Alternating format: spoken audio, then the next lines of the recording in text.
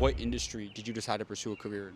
I pursued my career in finance. The money is in the money business. Did you go to college? I went to junior college. College is not necessary. Yeah. College is not necessary. No, you get school of life. What has been the most amount of money that you've ever made in a single year? I write $650,000 in 1 year. $650,000. Yeah. And that's more than 99% of people will ever make in a single year. Yeah. What's the best financial advice that you've ever received throughout your career? Well, rich people hire people and poor people don't. You got to create scale and create leverage. You got to create that leverage. A lot of times people work in isolation and they're stuck by their own understanding. Now, I ask you a question, right? You have real dreams. Yes, sir. There's a shortcut to them. There's no shortcut. Yes, it is. Yeah? Shortcut's mentorship. Wow. Now you minimize mistakes, you shorten learning curve, got a straight path forward. In life, you need a mentor. You don't know where to find a mentor, and he or she don't know where to find you. Wow. You live and die, and now they'll find your dreams. Right? You became a millionaire, but like, have you ever been broke before? I was real broke. I also broke, couldn't afford a free stamp.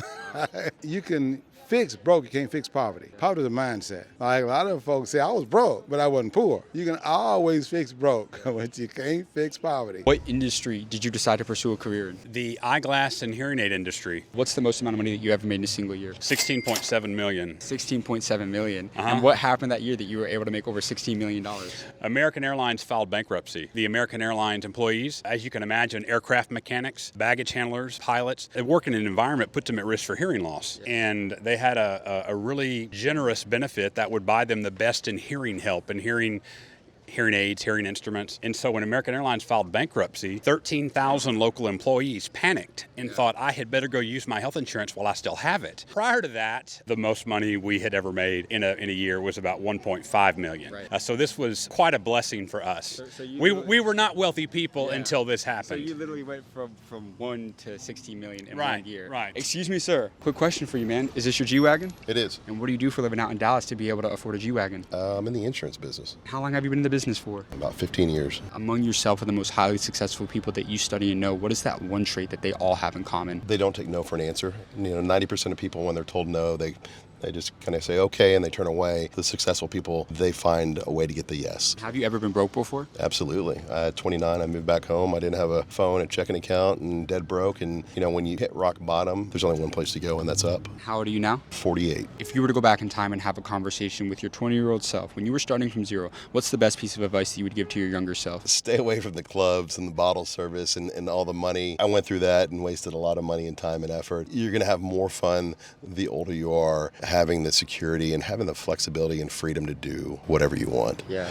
I had kids later in life, and people always say, oh, you missed out on all that time. And I said, well, no, but I have the quality of time. Yeah. Quality versus quantity. You're in a G-Wagon right now. This is a lot of people's dream car, people that may be watching, right? Any advice to someone trying to get a G-Wagon, man? Like if you could leave the younger generation with a couple last piece of advice on what it really takes to be able to... Set goals, and I still do it to this day, the 1, 3, and 5. And when you hit those goals, that gives you the motivation. That helps you elevate to the next level. So just stay focused, stay strong, grind it out, man. You got to grind it out. I love it, man. Yeah. That was a great interview, man. I love your advice. Seriously, thank you. What industry did you decide to pursue a career in? I had the blessing to be a former CEO of 7-Eleven. I also was former chairman and CEO of Blockbuster. Have done a number of things in retail, technology, consumer products. I'm working with a couple of companies in the aerospace industry trying to build the next Starship. So you were the CEO of 7-Eleven and Blockbuster. I was the CEO of 7-Eleven and Blockbuster, yeah. That's incredible. What was the biggest driving factor of your success that enabled you to work your way up and become a CEO of a multi-billion-dollar company like 7-Eleven? Yeah, I've got 3 things for you. I'll give them to you. They're my gift. It's these 3 things. First, change. People hate change. Everybody hates change. Harvey Mackay, a friend of mine, author, best-selling author, says the only one that likes change is a wet baby.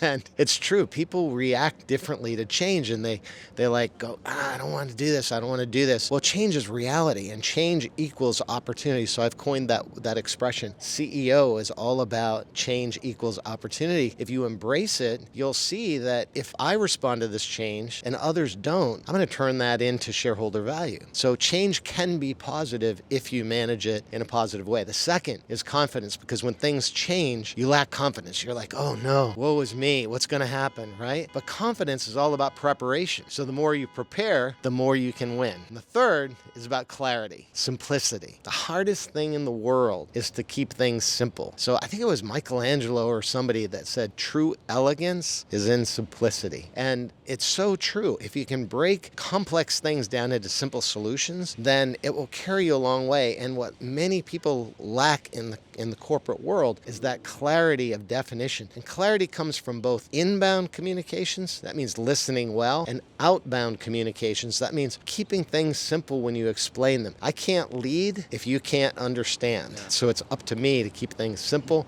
and clear. Change, confidence, clarity. You want to know the path to being a CEO of a company or your life? It's those three things. Have you ever been broke before? Oh, I grew up broke. I grew up without running water, literally in a little shack in Massachusetts. Been very broke. We had government surplus cheese, which I thought was the best cheese in the world, those big blocks of cheddar cheese that Mom would bring back. But yeah, I've been broke. When I first started my career, it was hard to make bills at the end of the month. You know, it's like, what doesn't get paid this month? Yeah. So I know the feeling. What has been the most amount of money that you've ever made in a single year? I can't tell you that. The IRS may be watching.